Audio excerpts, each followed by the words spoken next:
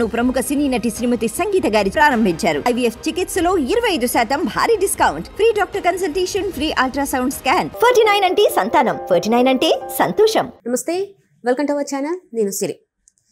ఏదైతే హైదరాబాద్లో in convention ఏదైతే నాగార్జున గారితో ఉందో దాన్ని కూల్చివేత సంబంధించి ఇప్పుడు తన మాజీ కొడలైన సమంత గారి ఎంట్రీ కూడా అవ్వడం జరిగింది. ఇంతకీ సమంత ఎంట్రీ ఎందుకైంది ఈ ఇన్ కన్వెన్షన్ కూల్చివేతలు అనేది మనకి వివరించడానికి మనతో పాటు ఉన్నారు ప్రముఖ సీనియర్ జర్నలిస్ట్ జగదేవ్ గారు.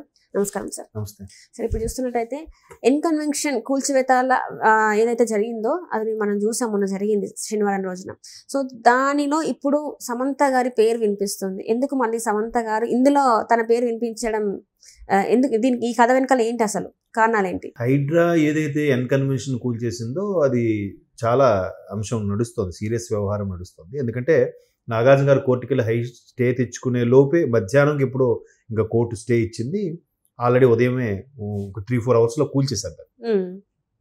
సో దాని మీద కొంచెం ఎవరికైనా పెయిన్ ఉంటుంది కదా వాళ్ళు కట్టుకునేది. బట్ హైడ్రా వాళ్ళ ఆరోపణలు ఏంటంటే వాళ్ళకు కేటాయించబడింది ఏదైతే ఉందో, వాళ్ళకి పక్కాగా పట్టాపత్రం ఏదైతే ఉందో పట్టాల వరకు ఉంది. బట్ అది కాకుండా సుమారుగా 3 ఎకరాల చెరువు స్థలం కుంటలతో సహా కబ్జా చేసి ఒక లేక్ వ్యూ బిల్డింగ్ లాగా, ఒక షెడ్ లాగా వేసేసి ఒక పెద్ద కన్వెన్షన్ హాల్ లాగా నిర్మించారు. అది కరెక్ట్ కాదని మేము సూచనలు చేసాం. బట్ ఆయన పట్టించుకోలేదు. స్టే తెచ్చుకుంటాము, లేదంటే పై వాళ్ళతో మాట్లాడిస్తాము, వాళ్ళతో వీళ్ళతో ఫోన్ చేపిస్తాము అన్నట్టుగా వీళ్ళు మాట్లాడుకుంటున్నారు. బట్ అది కరెక్ట్ కాదు అనేది వీళ్ళు చెప్తున్నారు. సో ఎవరు వెర్షన్ వాళ్ళు చెప్పుకుంటారు కదా. సో ఇప్పుడు ఇది ఏమవుతుందంటే మరలా గతం 2014లోనే హైకోర్టు ఆదేశించినా కూడా 10 ఏళ్లుగా కేటీఆర్ గారు కానీ పిఆర్ఎస్ ప్రభుత్వం కానీ ఎక్కడే స్పందించలేదు. అంటే కేటీఆర్ గారి అంశమే ఎందుకు తెర మీదకి వస్తుందంటే కేటీఆర్ గారు ఇండస్ట్రీ వ్యక్తులతో కూడా చాలా వరకు చనువులు పరిచయాలు ఉన్నాయి, ఆయనకి ఆ చనువు ఉంది. సో అందుకు ఈయన ఎందుకు స్పందించలేదా ఏంటి అనేది కూడా వ్యవహారాలు నడుస్తున్నాయి.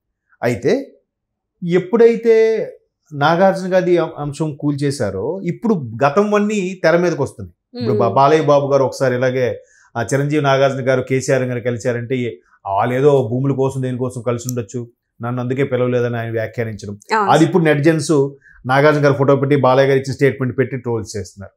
అలాగే గతంలో సమంత గారికి నాగార్జున గారు కోడలుగా ఉన్నప్పుడు, చేతు భారీగా ఉన్నప్పుడు 2022 ముందు ఇట్లాగే చేనేత కాలం సంబంధించి సమంత గారిని బ్రాండ్ అంబాసిడర్గా నియమించిందంట. సో అలా అలాగా నియమించడంలో దీని ఆంతర్యం ఏంటని ఇప్పుడు మన ప్రజెంట్ ఎంపీ రఘునందన్ గారు, బీజేపీ ఎంపీ గారు కూడా ఇండైరెక్ట్గా సెటైర్లు వేశారు. ఆయన చాలా మంచి వాక్చాతుర్యం ఉన్న వక్త కాబట్టి ఆయన కూడా అన్నారు. అంటే ఏంటి, ఇండస్ట్రీకి సంబంధించిన వాళ్ళు రాజకీయానికి సంబంధించిన వీళ్ళకి వాళ్ళకి ఏంటి రిలేషను, వాళ్ళకున్న కబ్జాలని వాళ్ళకి నోటీసులు ఇవ్వకుండా ఉండడం కోసమే ఈ విధంగా చేశారా, లేదంటే వాళ్ళకి పెర్మిషన్లో వాళ్ళకి పదవులు ఇచ్చుకునే విధంగా సమంతకి ఈ విధంగా ఇచ్చారా అక్కినేని గారి కోడలుగా అని ఇవన్నీ ఒక్కొక్కటి కూడా తెర మీదకి వస్తున్నాయి. ఇంకో అంశం కూడా వస్తుంది. ఇంతకుముందు ఎవరో చెప్పారు, సమంత గారు అయిపోయింది ఆ సీన్, అక్కడికి అయిపోయాక ఇప్పుడు ఆ విడాకులు కూడా అయిపోయి ఇప్పుడు శోభితా గారితో అయింది. శోభితా గారితో ఇస్తాదు అనుకోగానే నాగార్జున గారికి పెద్ద దెబ్బ పడింది. అసలు ఆమె ఉన్నప్పుడు ఏ సమస్య లేదు, ఈ వచ్చాక ఇట్లా అంటే అట్లా ఆపాదించేస్తారు. బెడ్ వచ్చిన వేళ గుడ్డు వచ్చిన వేళ అనేస్తారు. కానీ దానికి దీనికి పెట్టకూడదు, తప్పది. మనం ఏం చేయలేం. ఎందుకంటే అదంతే కొన్ని మానవ నైజం. అది టైం బట్టి కూడా అనుకోవచ్చు.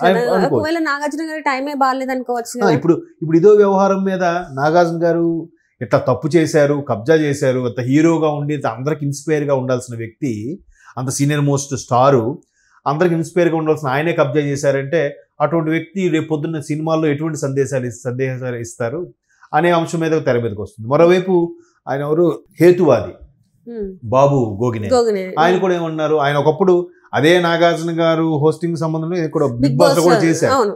సో అటువంటి వ్యక్తి మళ్ళీ ఇప్పుడు బిగ్ బాస్కి వెళ్ళి నువ్వు అది తప్పు చేసావు, ఇది తప్పు చేసావు అని కంటెస్టెంట్ని పాయింట్అవుట్ చేసి ఎలా చెప్పగలుగుతాడు? ఆయన ముందు ఆయన తప్పించాలి, కంటెస్టెంట్ని ఎలిమినేట్ చేయడం కాదు, హోస్ట్ను కూడా ఎలిమినేట్ చేయాలన్నట్టుగా ఆయన. అంటే ఎవరికి తోచింది వాళ్ళు ఇవాళ రేపు సోషల్ మీడియా వేదికగా ఎవరి అభిప్రాయాన్ని వాళ్ళు రుద్దుతూనే ఉన్నారు, ఎవరి అభిప్రాయాన్ని వాళ్ళు చెప్తున్నారు, వాళ్ళు చెప్పిందే కరెక్ట్ అంటున్నారు. ఈవెన్ మీడియా కూడా వాళ్ళకు ఒక సొంత అభిప్రాయాన్నో లేదా వాళ్ళు ఒక పార్టీకి ఫేవరెట్గా సపోర్ట్గా మాట్లాడే విధానాన్నో ప్రజలు అభిప్రాయపడుతున్నా అని చెప్పి ప్రజల మీద తోసేసి వీళ్ళు చూపించుకుంటున్నారు.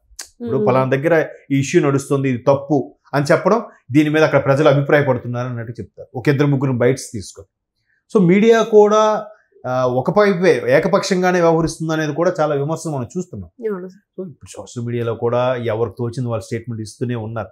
ఏదంటే మనిషి ఒక కెరీర్ అంతా బాగానే ఉన్నంత వరకు బాగానే ఉంటుంది, ఒక్కసారిగా ఒక ఇష్యూ వచ్చేసరికి ప్రతి ఒక్కడు కూడా ఇంకేమున్నాయి, ఈయనకి మచ్చలే ఉన్నాయి, ఆ తెల్ల కాగితం అంతా వదిలేస్తారు. ఈయన ఏం తప్పు చేశాడు, గతంలో ఏం మిస్టేక్స్ చేశారు, ఓహో అందుకే సమంత విడిపోయిందా, అందుకే చేతు విడిపోయాడా, ఇవన్నీ ఆ కుటుంబం వ్యవహారాలకి ఇక్కడ ల్యాండ్ ఇష్యూస్లకి జత చేసి మాట్లాడతారు. అది కరెక్ట్ కాదు. ఇప్పుడు ఆమె వచ్చిన దాని వల్ల ఏమో పెద్ద ఇష్యూ అవ్వాల్సింది చిన్నదాంతో పోయిందేమో, అలా కూడా అనుకోవచ్చుగా. ఆమె వచ్చింది అవడం వల్ల కూల్ చేశారని అనడం, ఆ మీదకి బ్యాడ్ గా దురదృష్టవంతురాలు, చెడ్డ నక్షత్రం, ఇట్లాంటివి కరెక్ట్ అంటే ఇక్కడ ఏదైతే వేణుస్వామి మనం చూసాం ఆ ఇష్యూ అది ఎక్కడ స్టార్ట్ అయింది, అది ఆయన ఏ టైంలో చెప్పడో తెలియదు, కానీ ఇప్పుడు అసలు మామూలు దుమారం అయితే కాదు.